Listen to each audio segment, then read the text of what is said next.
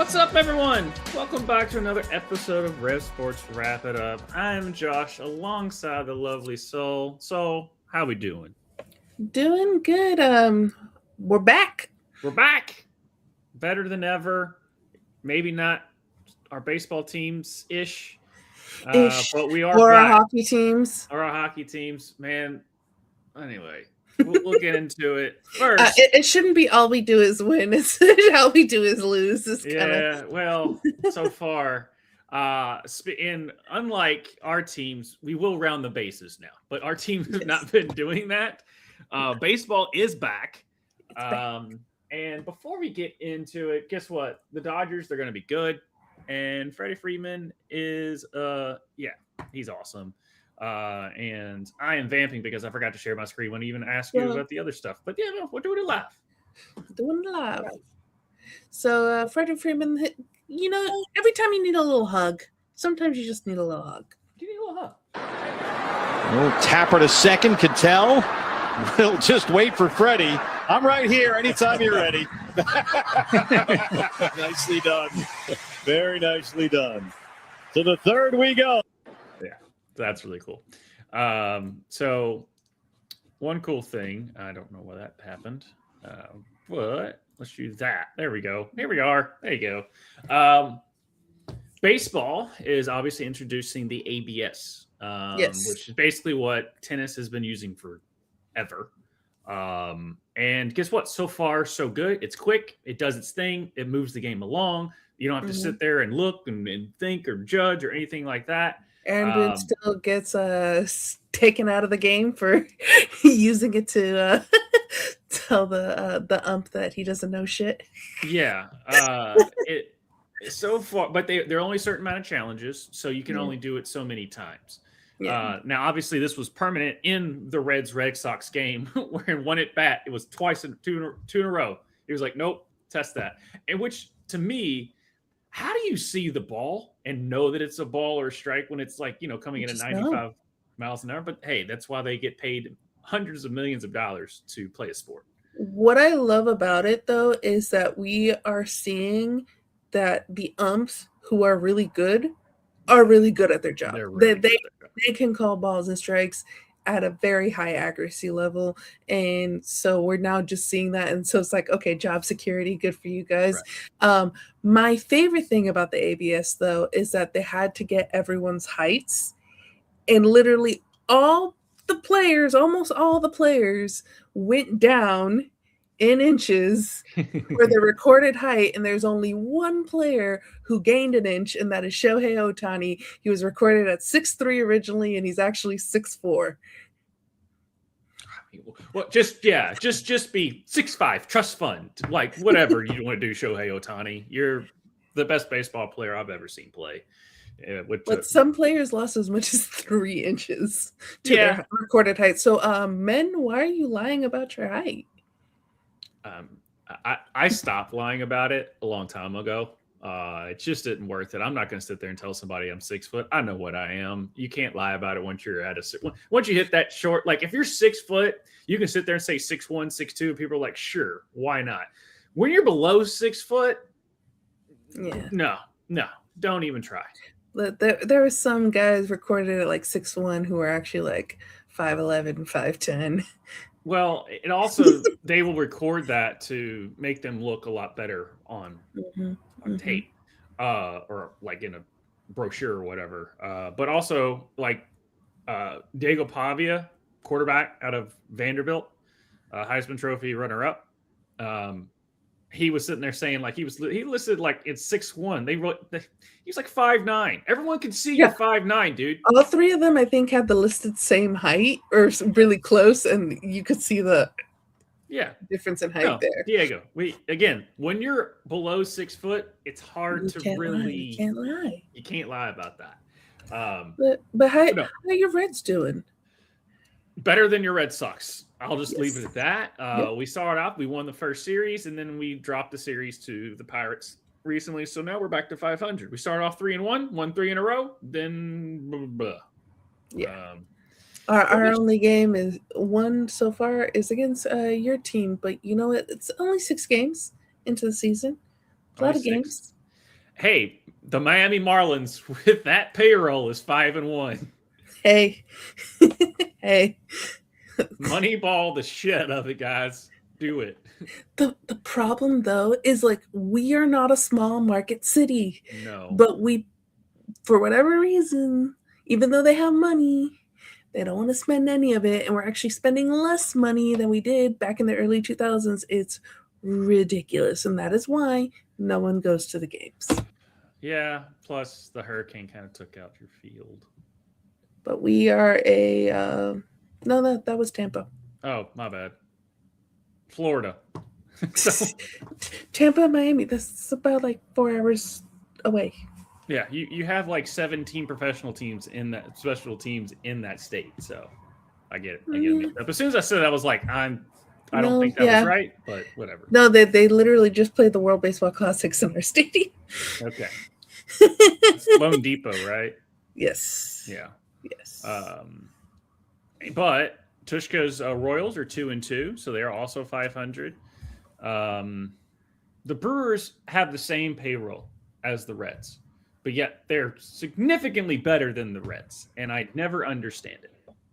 So I mean, it is what it is. It's just frustrating for the fact that people are like, oh, we got to spend more money, be like the Dodgers or the Red Sox or the Mets or the Yankees or something of that nature.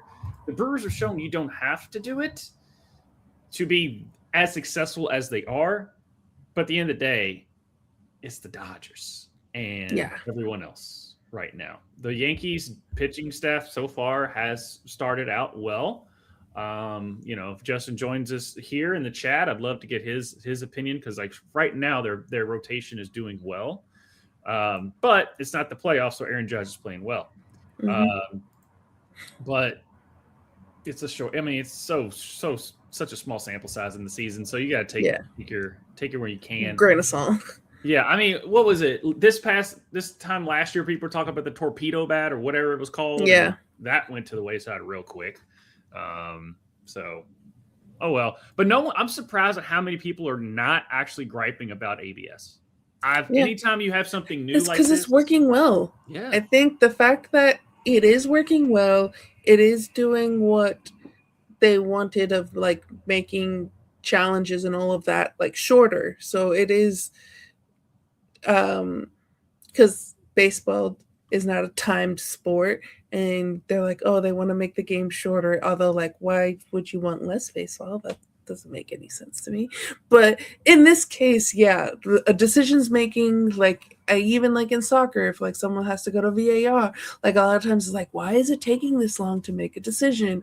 So the fact that ABS is making decisions so quickly, and we're able to get those decisions so quickly, and it's working well, and we're actually seeing like it being very accurate, and like I don't think any problems at all with it. That I think that's why no one's complaining, because it is one of the few times that a new thing is implemented and there's no issues. Yeah, the pitch clock, the extra innings where you put the guy on second base. Even though they don't do that for the playoffs, but they do it during the regular season. I remember when I was watching went to the Sounders game when it first implemented it, and they were just doing the minors. And I remember going to extra innings, and I was like, did I miss a at bat? Like, why is that guy on second? Because I was like, I turned and I was like, okay, we're going to extras. And I look back on it, like, why is that guy on second? I'm like, I texted my buddy, goes, yeah, they're doing a new rule just to kind of make sure it doesn't go into like 17 innings and all that other stuff. Whatever. But those are some of the best games, and we saw that even in the World Series. Mm-hmm. Like those games, I'm sorry, as a baseball fan, as like those are the best games. And trying to get rid of them. And I know there's so many games in the season, so I get why players don't want to have too many of those type of games. But when they do exist, like those are the ones that are talked about for like years to come. Yeah, that World Series last year is going to be talked about for years to come. Yeah, for sure. Especially was it 18 or 16? I think so. Yeah, it was at least 17. Yeah, I thought it went 18. I know it didn't go 19, so yeah, I think 18 was there on that. But yeah, we've got baseballs back. We had our shout out Venezuela. You did the thing. I know me and Justin covered that, but still want to shout out Venezuela. That's awesome. Just because it was part of the baseball thing, man. the World Baseball Classic was great this year. Yeah, it was. It lived up to the billing. And the team that had more fun won. Yeah.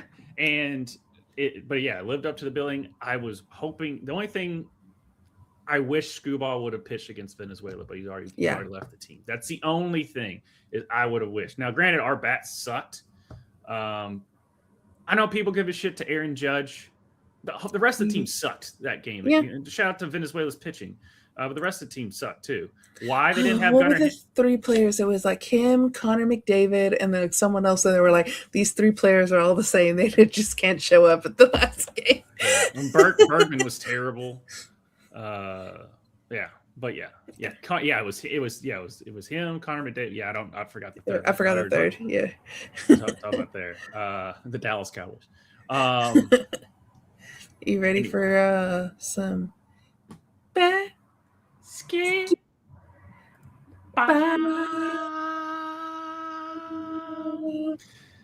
We have our final fours in each men and women's. For the second year in a row, all number 1 seeds for the women's made the final four. So shout out to UConn, Stanford, UCLA, and Texas. I have in our bracket challenge, I have UCLA winning it.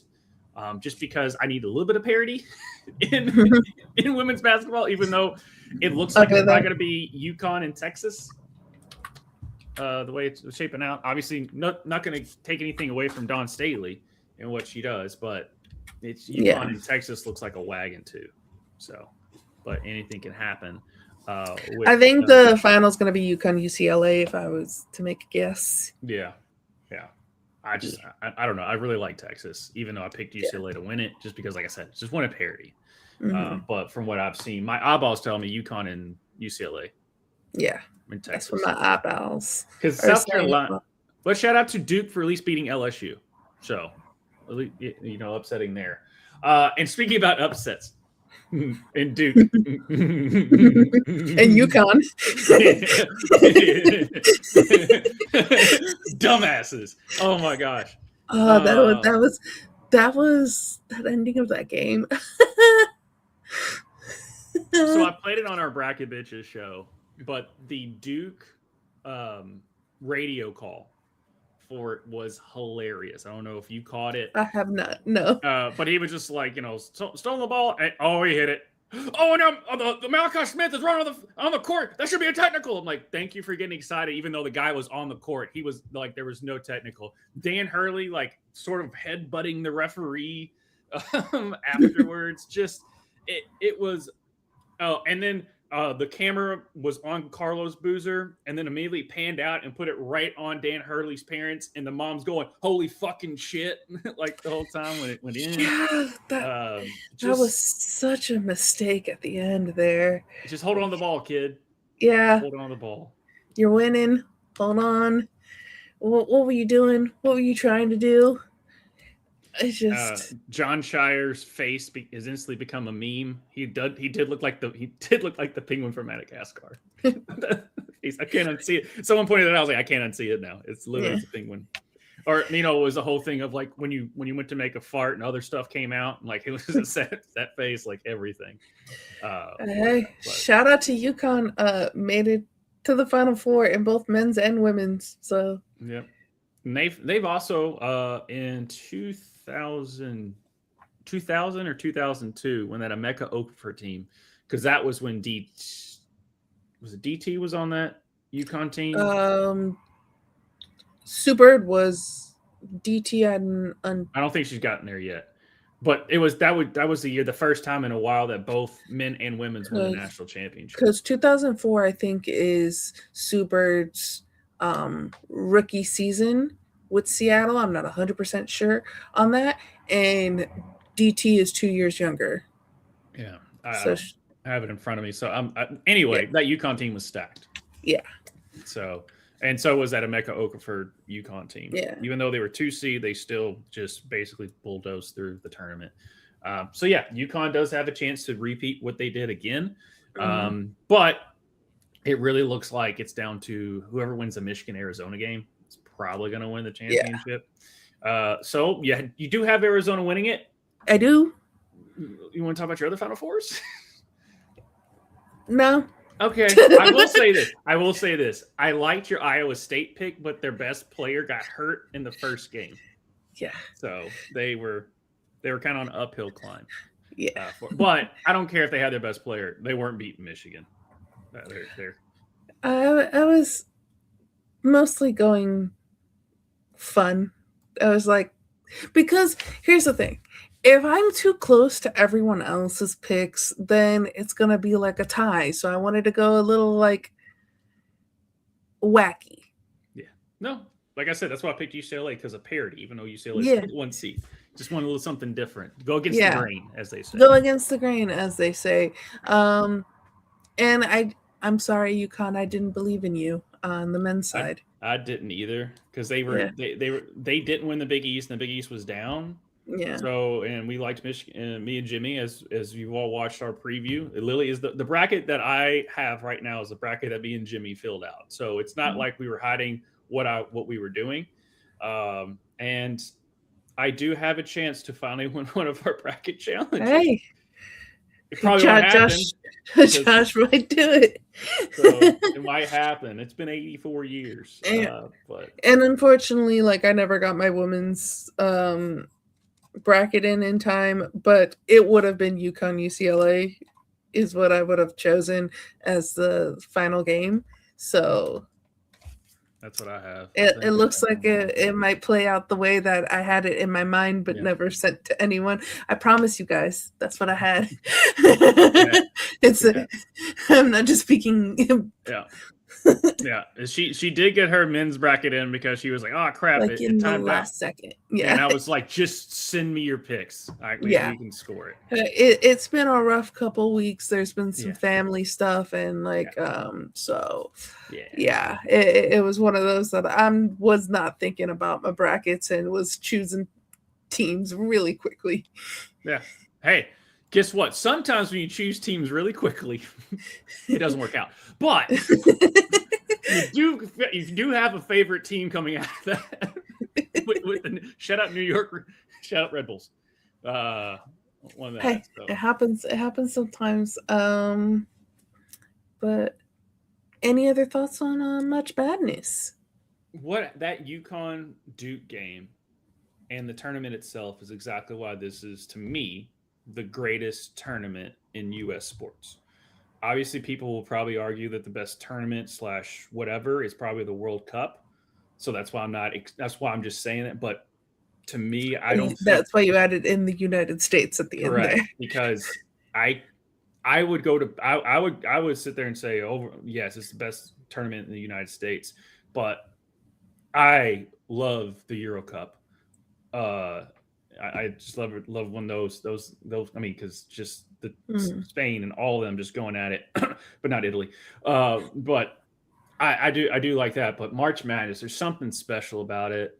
And just a fun fact for everyone: the most amount of times that actually men get vasectomies is right before March Madness, because they can't go anywhere, so they're just going to sit on the couch and watch basketball. That is an actual fact. As the most vasectomies happen right at March Madness. Nice. So, and I know a couple of my buddies that did exactly that. They're like, "Oh, I didn't even know that." I was like, "Yeah," because I was like, "Oh, I guess that's why I did it." I was like, "Yes, that's why you did it."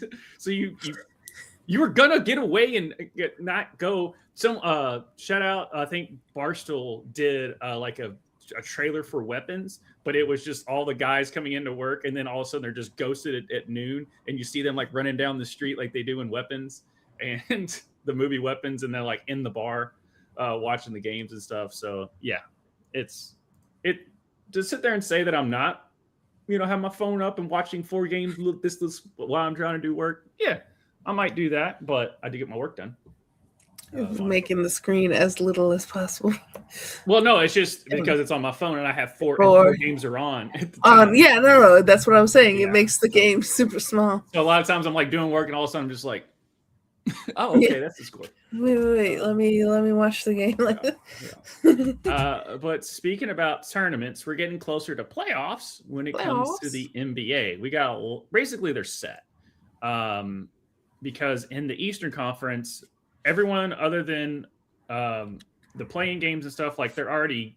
I don't know why they haven't just shown that they made the playoffs, but but the Bucks, the Bulls, the Nets, the Pacers, and the Wizards are all eliminated, and so the top 10 teams are done, but they don't have them anything there. So it looks like the Miami Heat will kind of do what they did last year, is play a playing game. Obviously, from we have talked, we like the Heat a lot better than they are this year. But if they run into, which looks like the Pistons are probably going to get that number 1 spot with Cade Cunningham hurt, they possibly could, but it's going to be tough if they make it there. Yeah. This is a year of just, if we make it in, which looks like, we're going to, but I count making it in as winning the play-in game. Interesting. Interesting. But yeah, so if we make it in, then it's kind of just like, okay, yeah. It's not one of those years that it's just like, oh, we gotta win, we gotta make it. Like it's one of those like, oh, okay, yeah, sure. Yeah.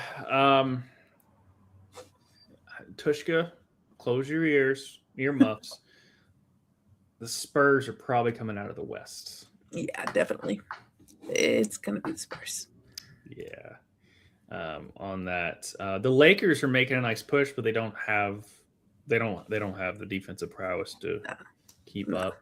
Jokic can only do so much, but it is what it is. But yeah, I just think it's Oklahoma City could do it. But I think it's the Spurs coming out of the West as well. Justin, yep. Thank you, Justin. Yeah, very happy with the Yankees pitching so far, especially Schlitter. I think I got that right. And then, and I know they're missing Cole. So, like I said, I really like the Yankees rotation once everyone gets healthy.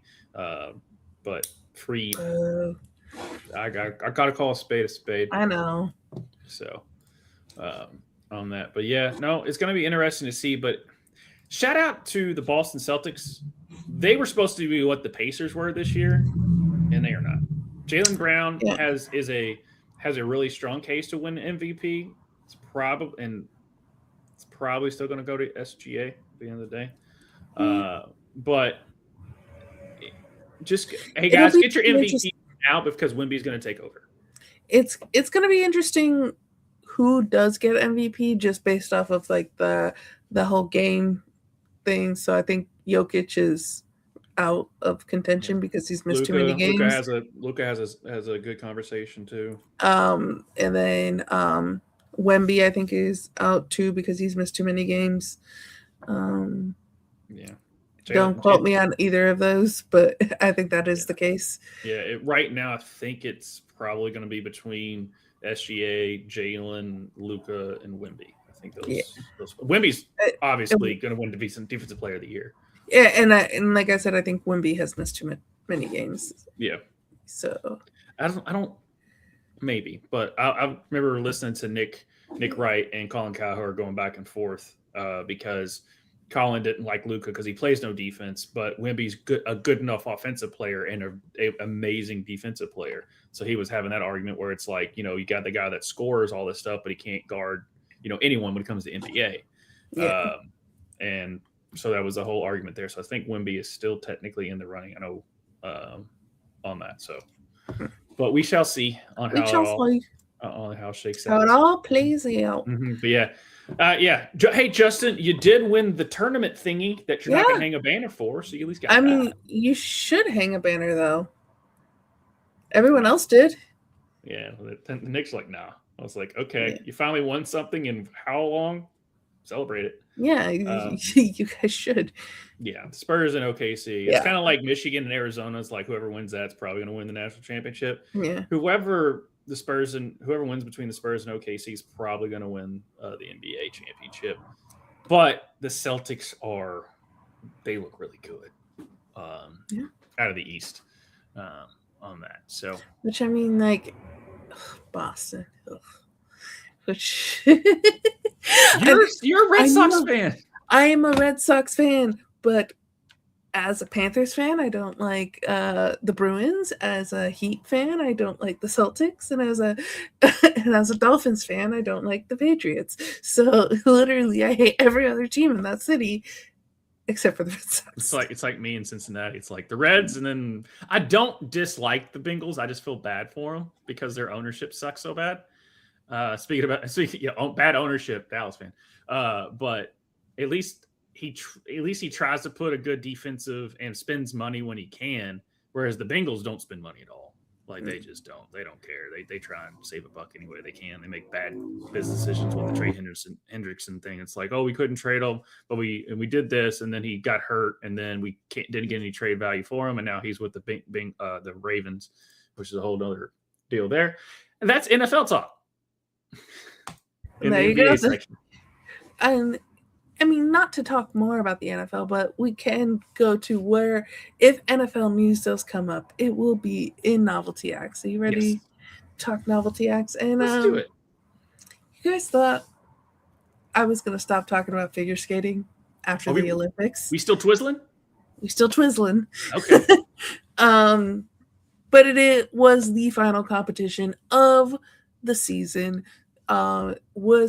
Happened just this past week, and it's the World Figure Skating Championships. So these are the worlds, and we got a 3-time world champion in Ilya Malinin. He is back on top, winning his 3rd world title in a row.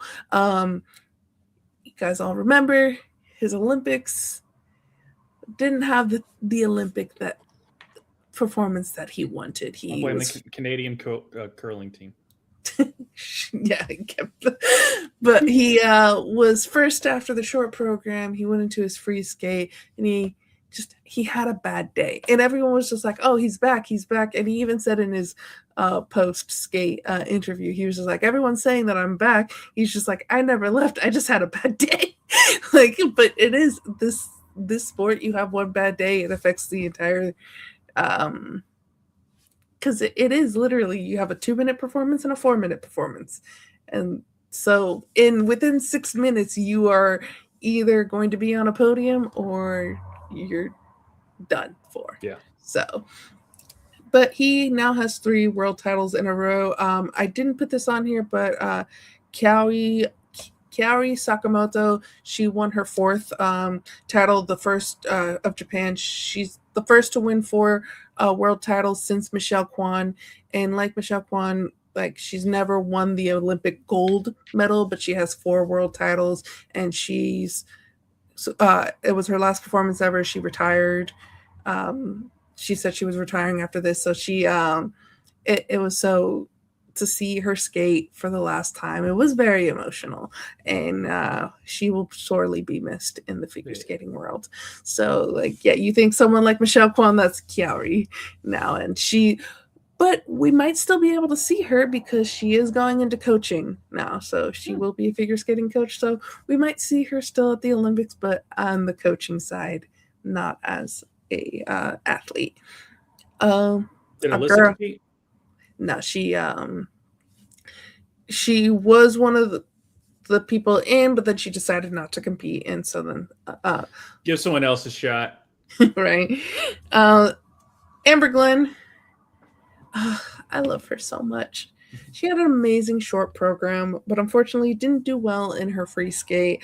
If you could have combined her short program at Worlds and her free skate from the Olympics, she would have won. But it is unfortunately not judge. There's no French judge to. There's no way of combining tournaments because she had a bad short program, but then made it all the way up to 5th at the Olympics with the amazing free skate that she had. And then she comes to Worlds, she has an amazing short program, and then she messes up in the free skate. And she even says in the kiss and cry, she's like, "Oh, I let it slip out of my hands." So she was one of the hopefuls of possibly winning the world title. So I feel heartbroken for her because she does have the skill, and she is one of the few skaters on the women's side that can land the triple axel, but she's just been inconsistent.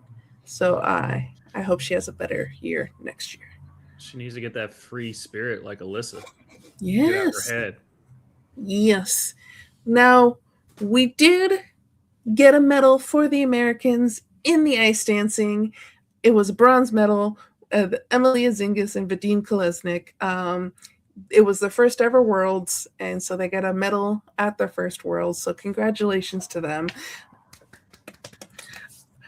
But because it's ice dancing, still some controversy. Because it has to be. It wouldn't be ice dancing without controversy. And as we talked about the Olympics and the French, this time the controversy does not include the French, so we cannot blame the French at all. And also, the controversy ended up being good for the American team. So in the end, as Americans, we're like, well, we got a medal. So, but I do really feel really bad for Team Great Britain. Lila Fear and Lewis Gibson of Great Britain were deducted 2 points for an illegal lift, a lift they have been performing all season long, even at the Olympics, and haven't received any deductions all season, but they did receive those 2 point deduction at Worlds. Because of the 2 point deduction, it allowed for the Americans of Zingis and Kolesnik to be on the podium, and the official figure skating body of Great Britain did put out a statement calling for an investigation into the judging, kind of like saying this has been allowed all season long. Now you're calling it an illegal lift. For those that don't know, the difference between ice dancing and pairs is there's no jumps, there's no over the head lifts in ice dancing, where you do have that in the pairs figure skating. Okay, and just to confer, the backflip, I know they don't get scored, but they still do it. So it used to be an illegal element. And then because Adam Xiao Fa basically was just like, hey, we're doing quadruple jumps now. We're doing stuff that's more dangerous than a backflip. It shouldn't be illegal. He petitioned to the ISU. The ISU was actually like, you know what, you're right. And they made it a legal element again, but it's not considered a jump. It's considered part of the component score. So more on the artistry side, more on so things of that nature. So it's to do it just because it looks cool, but it's not a jump. Right. It doesn't get judged as a jump. Okay. Got it. Star wipe, the more you know. The more you know. So, which Ilya Malinin did do his backflip in both of his short and free. And then Adam Xiao I think, did the backflip in his free skate. But he is the one basically to bring it back in. And now we get to see it, and it is a crowd pleaser. Every time the backflip gets landed, like, you hear the crowd like go crazy. You land a backflip on knives. Right. And they always, when it's the practice and they're together, and then at the end when they do the gala performance, and then at the end, like, all the skaters go out on ice, they always do backflips, side to side backflips together, which that's really cool to see. Yeah, I saw that when they were just doing at the end of the Olympics. Didn't like him and another guy do that? Yeah, Ilya and Adam did that. Yeah, that's pretty cool. It's like, oh, now you land it. Yeah. Even though also Ilya Malinin was just like, I'm just gonna randomly do a quadruple axel just because in the gala, so at the end there, because he can, and he's the only person in the world who can do it. Yeah, my buddy's random. He's like, "Did you ever hear of the quad god?" I was like, "Yes, I've heard of the quad god." You know what a Twizzler is? Because I still don't. A twizzle. Whatever. It's a Twizzler. It's not a Twizzler. When someone's like, did you see them do the twizzle? And I was like, that sounds like a figure skating. The side by side twizzles, yes. That sounds like a figure skating move. That's like a perfect name. But I think we have a little bit of deja vu happening. Josh, you want to tell us about it? Yeah. Tiger Woods upped up and did it again. Obviously, a lot of all the first reports that everyone probably got alerts on their phone, depending on what notifications you have turned on. Tiger Woods got in a car wreck. At first, that was all we knew. And his car flipped again.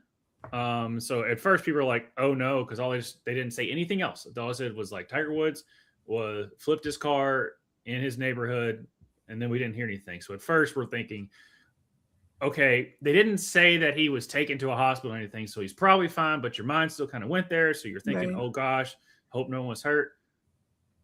But then as more time, you're kind of thinking, "Oh, he didn't do what I think he did he?" And he did. Yep. And Tiger Woods got arrested for his 4th DUI. And he did not, but he did not, he blew nothing, but he declined to do a urine sample. And guess what? He was hopped up on pills. Yep. It was in his neighborhood.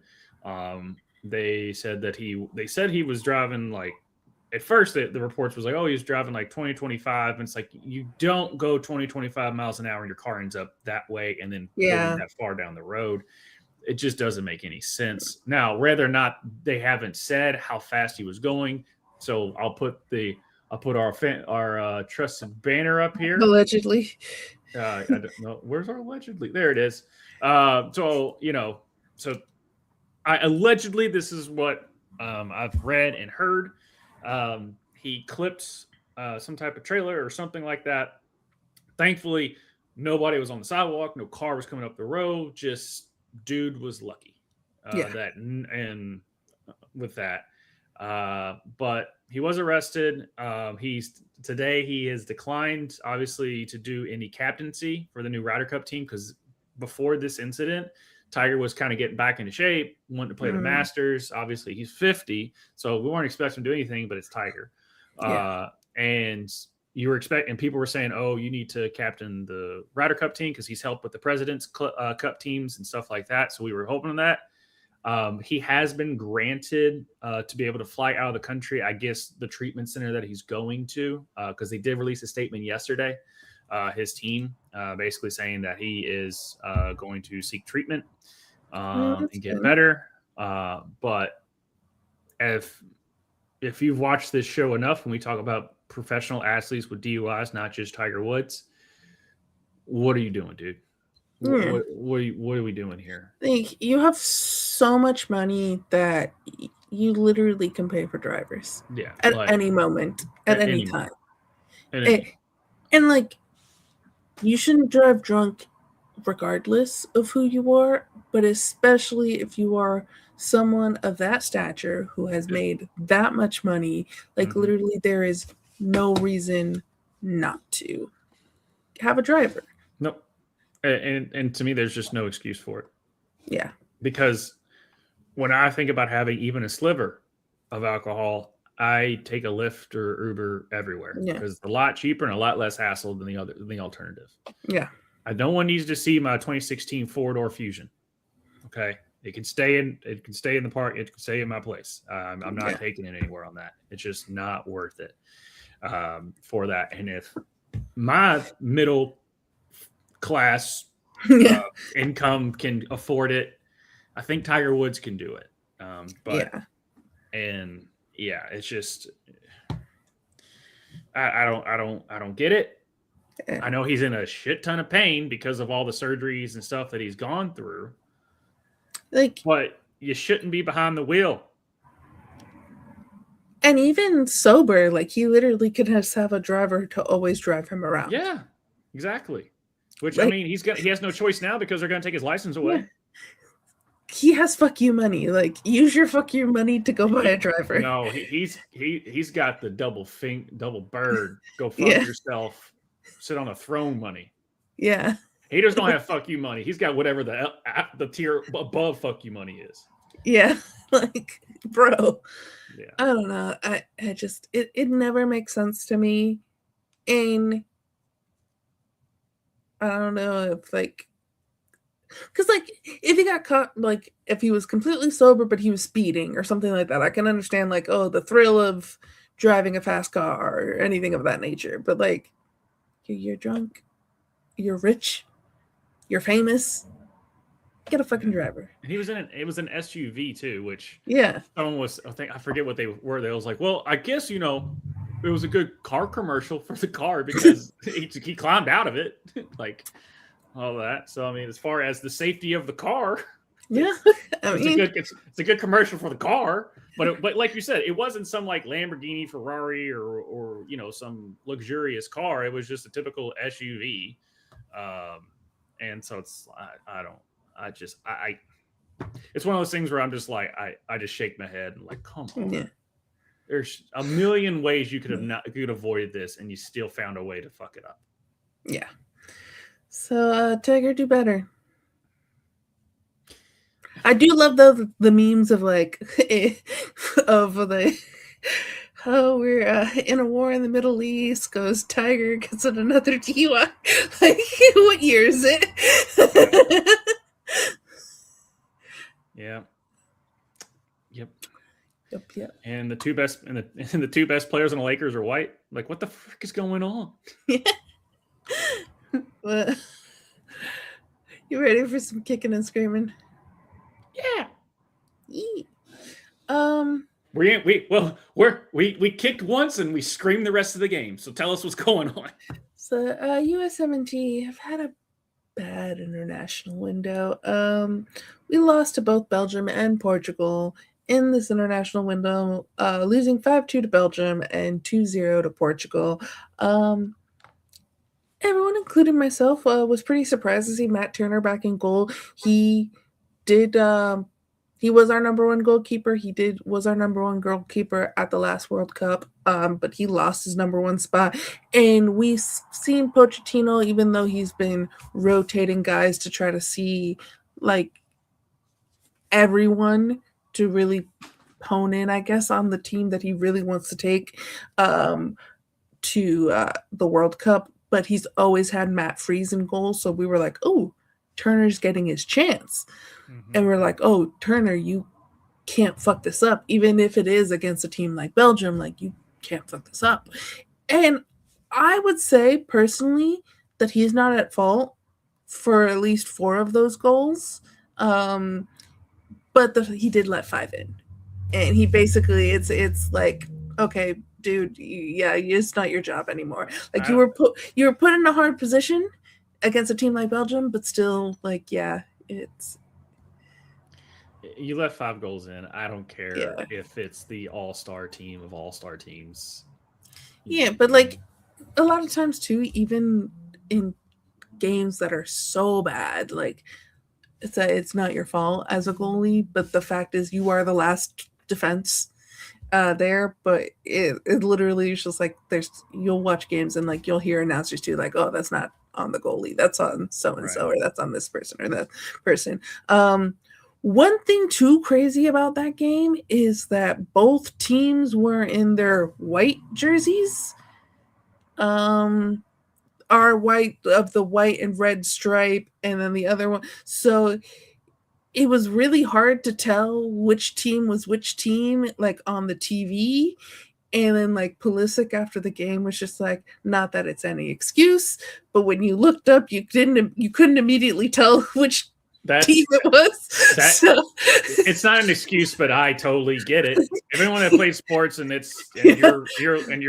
accidentally pass it to the wrong person because of the colors, like it's. Yeah, so it is a very like split decision type of sport, and the fact that you have to take an extra second to be like, oh, they're in the white shorts, not the blue shorts like us, because that's how I could tell which team was which. You had to look at the freaking shorts because you couldn't tell on TV which team was which by the jerseys. Because I wasn't able to watch the game. How did Tillman do? He did. Everyone was all right to bad. All right to bad. I probably will end up getting the kits. I like our kits this year, or for this World Cup, but I do really like the navy with the stars. It's black. Or black. Okay. It just, with the picture that we went over, it looked navy. I'm probably going to get a Tillman with the stars because I just really like the kit. I'm just not a big, when it comes to, I know I'm wearing something that looks white, but I'm not a very big, like. Neither. Even though I'm wearing a white shirt right now. I'm just not a big fan of it just because it's like, it fades. It just, no. But I definitely will be probably looking into getting a Tillman one because those I won't get it, but both kits look really good this year. I will say. Although, like the red and white stripe, the back looks bad. Oh, so. I just saw it from the front. So Yeah. I just like that. But yeah, so sorry, Matt Turner. You might still be going to the World Cup, but I think it's Matt Freeze's job in goal there, which he was in goal for Portugal. He let 2 in, but it's not the 5-2 that we had against Belgium. To be honest, I don't have much to say about either of these games. With the men's team, we've just shown that we really can't compete with the higher ranked nations. It's just like it's not really possible for us at the moment, especially now.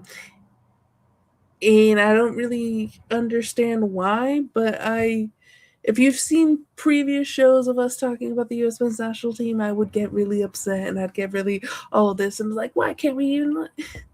I'm past that now. I'm just like, it is what it is. Like, this is what our team we're on the is, acceptance stage of the 5 stages of grief. Yes. So I've accepted it. I'm still very excited. I actually, originally, I was just going to go to Seattle with friends for the World Cup and just hang out at a bar in Seattle and just experience the World Cup city. I actually have tickets to the game now. So I'm going to a World Cup game. So that's bucket list. Super exciting. So I'm still very excited. And it's against Australia. So I expect us to win that game. Unless it turns into a rugby match. Who knows? It is on a football field. Just check the shape of the ball, guys. Check the shape of the ball is all I gotta say. But so I'm still excited for that. I'm still excited for a World Cup on home soil. I'm still gonna believe in our boys and have excitement for our boys. But hey, it is what it is at this point. It is what it is at this point.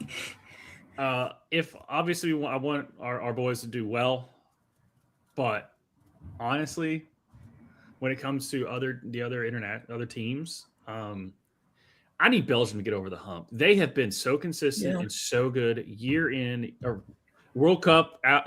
I can't say year in, year out because every 4 years, but Belgium can't ever get to the promised land. But they're always right there, but they always run into a Germany or a Brazil or even the Netherlands. Like they just run into a team that's just a little bit better than they are. But Belgium's always one of the top 6, top 7. Like I'm not even put it like, yes, top 10 for sure. But I always look at them every time. They're so consistent and they're so solid. And I just would want Belgium to get one. Their golden generation is now old. Yeah, I know. But yeah, I've always liked the way Belgium plays. I really like their style. Unfortunately, they kicked our ass. But I just really want Belgium to get one. But as far as not getting over the hump, what are we doing with Italy, man? That's so weird. So we know the teams now, all of the teams who have qualified for the World Cup. So we had the last playoff, I guess they could be called ish. The 3-team playoff system of and those teams, congratulations to Turkey, Bosnia and Herzegovina, the Czech Republic, Sweden, the Democratic Republic of Congo, and Iraq for qualifying to the World Cup. If you see the scenes of the Iraqis or the Bosnians making it into the World Cup, go watch the videos, see the pictures. Yeah. They're so excited. And that's one thing that I love to see as someone who is a US fan, but when it comes to other games is a neutral party. But seeing teams and countries and citizens of that country getting so excited to finally make either a World Cup in either their first World Cup or it's their first World Cup in a long time. It's super cool to watch. And so I'm excited for those teams. I'm really sad for Jamaica not qualifying it. Hello, Brennan. Hello, Brennan. But Italy, man. Italy has 4 stars on top of their crest. They have won 4 World Cups, the last being in 2010 in South Africa. Shout out to Toddy. They have not qualified for the last 3 World Cups now in a row. It's so weird. And they won the Euros in that time frame too. They the 2020 Euros. But yeah, Italy, and some people have thought, what's Italy doing? Are they doing this on purpose? And we're going to show this is not our sports meme of the week, but it is a good meme for Team Italy, and that is, yet again, Italy adopt the high moral ground. First they avoided Putin's tournament, then the Qatari one, and now Trump's. Bravo. Yeah. So they're doing this for moral reasons. Right, yeah. I'm pretty sure no their country is at all. their country is hanging the banner most morally. They've missed all the corrupt World Cup. Yeah. In this century. Hang the banner, Italy. Give you a half a star for being morally correct. Yeah, I'm pretty sure the nation is so happy. Oh my god! It's like the. I wish I knew more Italian than I do, because the Italian people in podcasts and stuff like that have gone fucking nuts. Oh yeah. Hey guys, you're a baseball country now. Deal with it. Yeah, you guys are base. Yeah, and your country is in New Jersey. Well, the Northeast. Yeah. So, yeah, it is like, it's because like Italy is just like, when growing up, Italy was one of those teams. It's one of the best teams in the world. That was my team when I played Winning 11. Okay, that's a if you all ball knowers of video games out there know Winning 11-7 was better than FIFA. Okay, and me and my buddy would go to war on that, and I was always Italy with Toddy in that squad, and they were and they ended up winning the World Cup. That squad that we were using, and obviously, like you said, the Euros, they were really good there. So I've always enjoyed watching Italy. Yeah, until these past, Jesus, they just,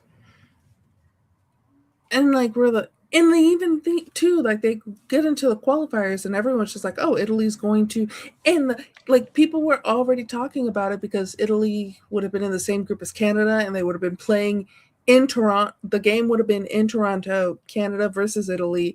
And there's so many Italians that live in Toronto that they were like, ooh, this could be a home game for Italy in Toronto. But they couldn't do it. They just couldn't do it. So weird. Just 12 years, no World Cup. Yeah, it's crazy. So hug your Italian friend if you have one. They're not doing so hot right now. No, that's they got a lot of good congratulations, guys. At least you got awesome food.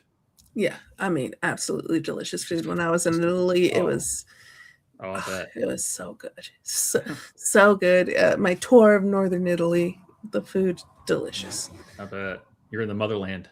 Mm-hmm. And I do have some Italian ancestry, so I guess so, yeah.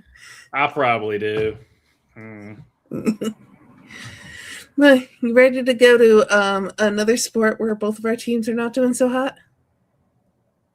They're not out yet. You are. Well, I am. Yeah, my team is. Let's light the lamp.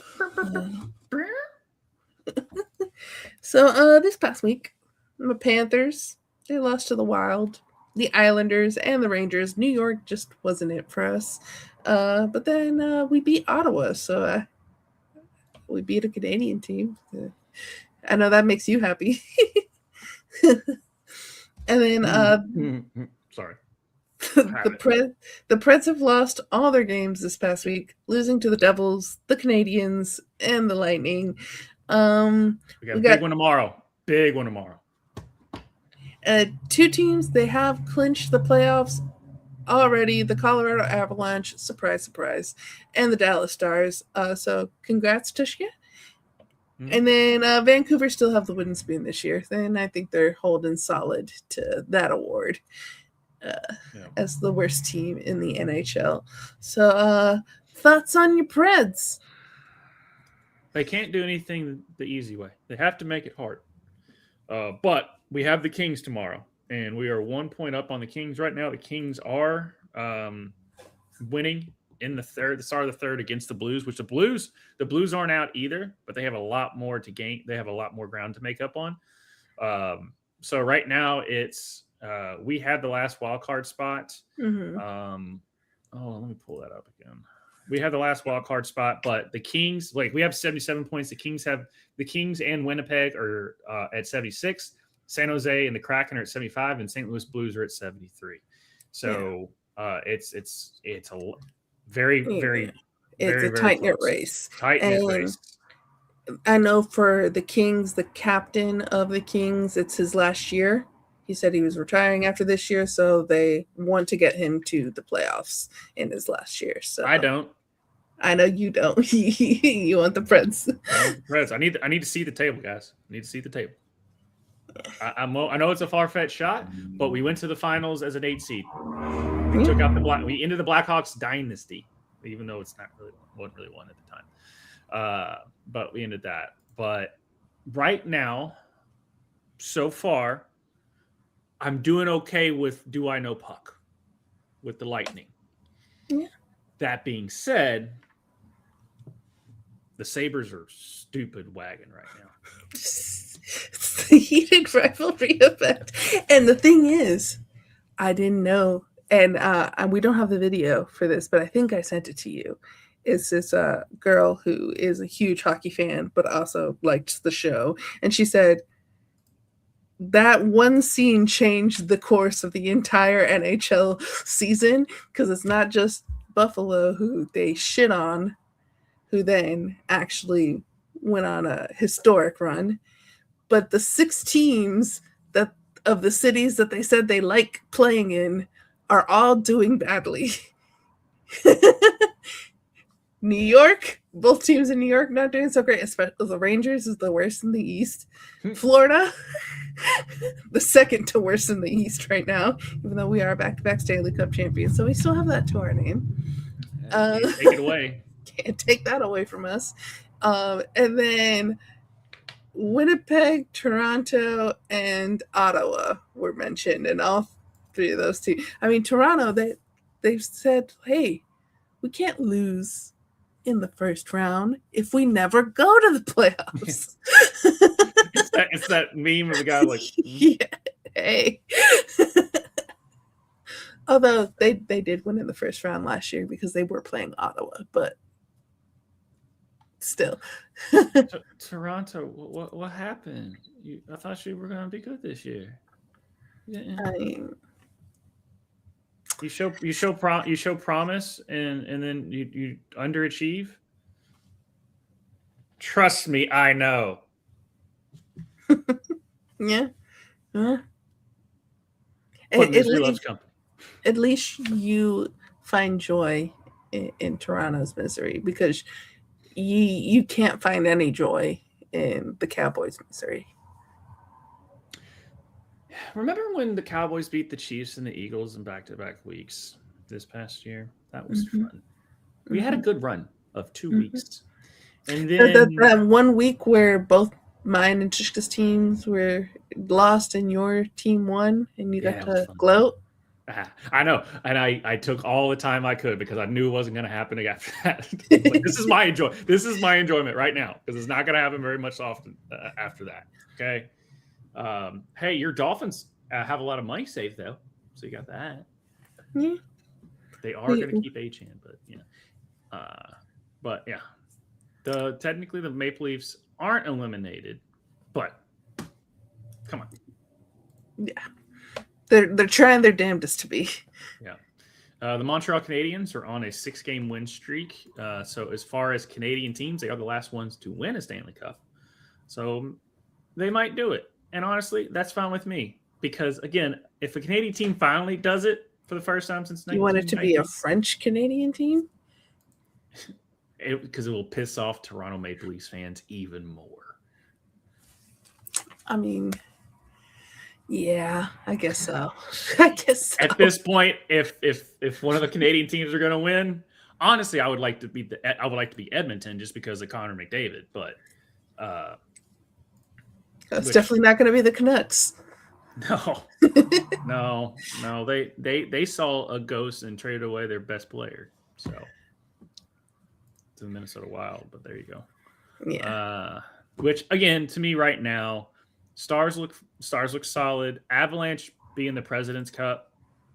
Yeah. Whatever superstition you want to go with. I give my, if I know puck, it's gonna be the Wild or Dallas. I feel. I was Wild, Dallas, or the Sabres, because the Sabres are on a mission. I don't think the Sabres are going to win the Stanley Cup. And part of that is, what's his name? Crap. He played for the U.S. He won gold with the U.S. Tage Thompson. There we go. Tage Thompson put a post about how, like, fun it was to go to the White House, and that's something that he'll never get to do again. And then, like, a Buffalo Sabres fan was just like, what the fuck, bro? Trade him. There was like, trade him. You can't, whatever you want to think about Tage Thompson, that was dumb, but Tage Thompson's a hell of a hockey player. You do not want to trade Tage Thompson. I know. But they were like, you can't say that. Like, Buffalo could win the Stanley Cup this year. You could win another gold medal. Right. He's not old. He can still be on the team in 4 years. Tage is a huge human being too. He's 6'6". It's ridiculous. But like, I was just like, ooh, that's hilarious. That was. Hockey players aren't. They're so dumb. They're so dumb. I mean, we proved that at the Olympics. They are idiots. Yeah. They are jocks. Yeah. That's what they are. Hey, not all jocks are dumb though, but these men are particularly are. They like to yeah. But yeah, the Lightning, they could still do it, but yeah, I'm with you. The Stars and the Wild look really solid, but it's playoff hockey. In playoff hockey, it's right under the March Madness for me as far as tournaments go, because and I know that if your Preds could go in and you could find a way to watch it live without spending an arm and a leg, you would, because you and I, as hockey not being your favorite sport or my favorite sport, both you and I have said that it is our favorite live sport event to go to. Yeah, nothing like it. But yeah, I have connections, but the ticket prices are ridiculous. Yeah. But understandably so. Got a Bridgestone, yeah. Yeah. But yeah. That's what I have for hockey. Mm-hmm. Ready to get weird? Let's get weird. I have a little sports meme of the week. What is it? Explain. Tell us. You already uploaded it, right? It's. Oh no, I don't have it there. Okay, I will bring it up. Then. I thought you put it up. No. Shout out to Gift Taylor. I'm going to show Discord wise on this. So shout out to Gift Taylor on it for him posting this. But yeah, here's your sports meme of the week. If I zoom in on it, hold on, let me zoom in. So there you go. Think it breaks a little to the right, sir. Please walk the line. There you go. There's your sports meme of the week, brought to you by Last Meadow. If you want to sponsor our show, this is actually what's on Discord. But shout out to GIF as well, and then shout out to the Cop comic. Yeah, that's where that's from. Thank you, GIF. Yeah, for that one. So, Josh, where can the people find us? People can find us. Obviously, we do this every Wednesday. At least try to do it every Wednesday at 9 o'clock Central, 10 o'clock Eastern. And then tomorrow, you'll find myself and Justin Toner. We are 3 weeks away from WrestleMania. So we're in the throes of WrestleMania season. So you can catch us breaking down the week that was and get you ready for WrestleMania coming up here tomorrow night at 8 o'clock Central, 9 o'clock Eastern for myself and Justin Toner with Ruckus Wrestling. Obviously, thank you. Shout out to Jimmy, my buddy, who has been helping, coming on and co-hosting me, breaking down everything that is bracket bitches. So hopefully I might win a bracket. Probably not, because it's just how my life is. But shout out to that. We probably will we could do a wrap it up with that, but obviously we've got 8 games and they should be all wrapped up come Monday. It'll be all right. Shout out Jimmy Buffett on that one. And then next Friday we will be doing our book club on Project Hail Mary. Yes, ladies and gentlemen, it was a book. It still is a book before a movie. Before a movie. And guess what? Lord and Miller, they still know how to make good movies, apparently. I haven't seen it. And I've been told to watch the movie before reading the book. Interesting. Instead of doing the reverse. So those who have done both, join us next Friday and let us know what you think people should do. Yeah. We do that for our Rev book club. But and then the NFL draft is right around the corner as well. And me and Tushka will be back here to bring back Fantasy F around to get you all as far as where the rookies land and how they could affect your fantasy teams moving forward. And we remind you all to not do Dynasty because it's a full-time job and we don't get paid for it. We pay to do it. I don't know why. So in your 50 million leagues, I'm down to 49,999. That's it. Yeah, 49,999 leagues.